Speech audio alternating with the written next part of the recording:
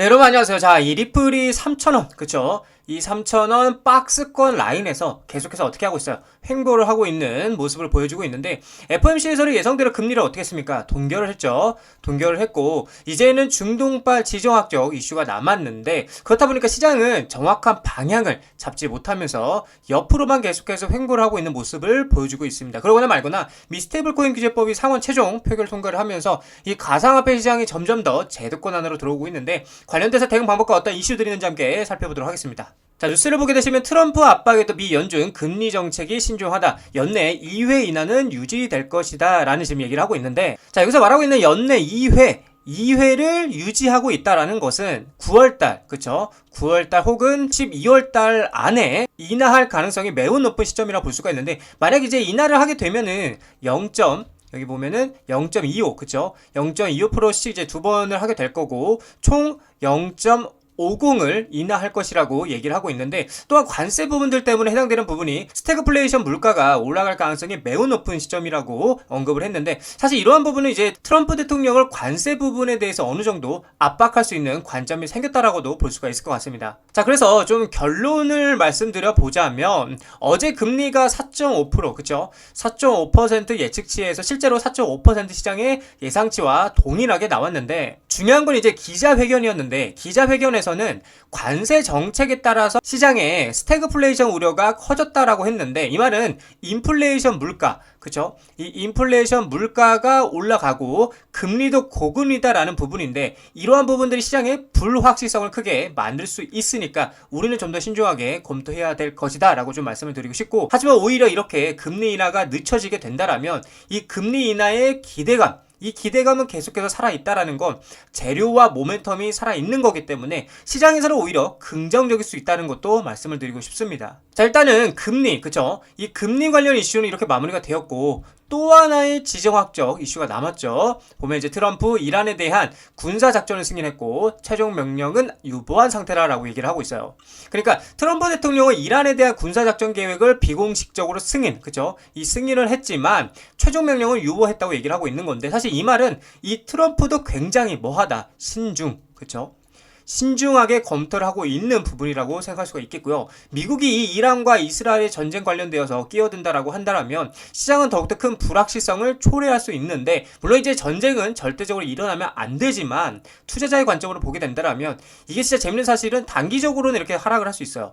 이 코인들이. 하지만 이 가상화폐는 전통 금융 즉 제도권의 시장이 아니기 때문에 결국에는 반사이익으로 인해서 가상화폐 시장에게는 뭐하다, 긍정적일 수도 있다라는 점도 여러분들이 인지를 하셔야 된다라고 좀 말씀을 드리고 싶습니다. 자, 그리고 또 캐나다였다. 비트코인, 이더리움을 넘어서 XRP까지 캐나다 가상화폐 ETF 허브로 우뚝 서다라고 지금 얘기를 하고 있는데, 자, 이 ETF가 이제 캐나다 쪽에서 계속 빠르게 나오고 있는데, 캐나다는 말 그대로 ETF 허브로 우뚝 서고 있다 보니까 이 미국이죠.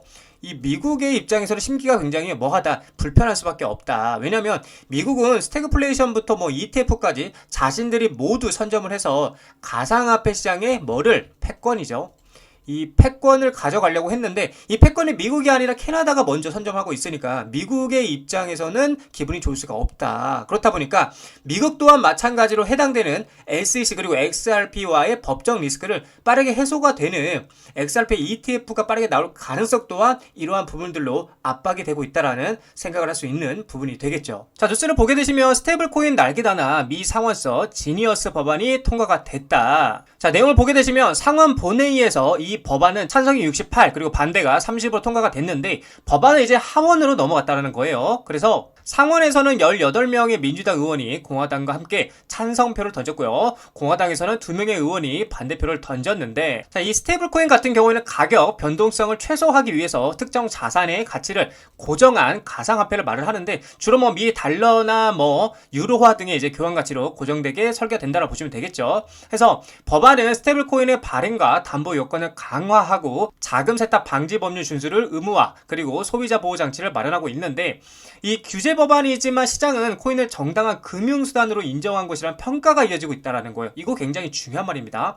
그러니까 코인을 정당한 금융수단으로 인정하고 있다는 거예요. 기존에는 코인을 인정하지 않은 사람들이 너무나도 많았는데 지금은 정당한 금융수단으로 인정하고 있다는 거예요. 자, 정리를 해보면 이게 단순 법안의 통과가 아니에요. 스테이블 코인 발행자라면 꼭 라이센스를 따야 하고요. 이 100% 준비금과 예치금을 다 가지고 있어야 되는데 거기에 시가총액이 얼마? 500억 달러. 그쵸? 500억 달러를 넘는 회사를 매년 감사를 받아야 됩니다. 자, 근데 이 해외 기업들도 미국의 규제를 받아야 되는데 이게 무슨 말이냐? 쉽게 말해서 아무나 코인을 만들지 못한다는 거예요. 미국이 직접 관리를 하겠다는 겁니다. 자, 근데 여기서 질문 하나가 나올 거예요. 도대체 이게 리플, 그쵸? 이 리플과 무슨 상관이냐라고 하실 수 있는데, 자, 리플은 RAUSD라는 스테이블 코인을 만들었고요. 거기에다가 XRP 레저 위에서 움직이고 있는 구조입니다. 즉, 미국 정부가 이런 법안을 통과시켰다는 것은 XRP, 이 리플도 이제 제도권 안으로 들어올 수 있는 발판이 마련이 되었다는 거예요. 자, 이게 무슨 말이냐면 이제 XRP는 규제에 대한 위험 요소가 아니고 제도권에 진입 중이라는 내용인 거예요. 자, 그리고 이러한 법안이 생기면 생길수록 이 시장에 먼저 자리를 잡아놓은 이 XRP 리플이 더더욱 유리할 수밖에 없다라는 거죠. 그리고 여기서 말하고 있잖아요. 규제 법안이지만 시장은 코인을 정당한 금융수단으로 인정하고 있다라고 지금 평가하고 있잖아. 이게 굉장히 중요한 뭐다? 팩트적인 부분이다라는 걸 여러분들에게 말씀드리고 싶은 거죠. 자, 그렇다 보니까 이미 세력들과 고래들은 이걸 알고 분주하게 움직이고 있는 모습들을 보여주고 있는데 리플 XRP는 써봤어? 이러면서 글로벌 대기업들이 이 XRP에 대해서 재무 다각화를 하고 있다. 그래서 올 하반기에 XRP가 투기 자산을 넘어서 고효율 유동성 도구로 보상할 것이고요. 4억 7,100만 달러 규모로 투자 포착을 했고 기업 재무관리 패러다임에 대한 변화가 예고되고 있고 속도 빠르고 비용도 저렴해 규제 명확성 확보로 기관 투자들에게는 너무나도 매력적인 이 XRP다라고 지금 얘기를 하고 있어요.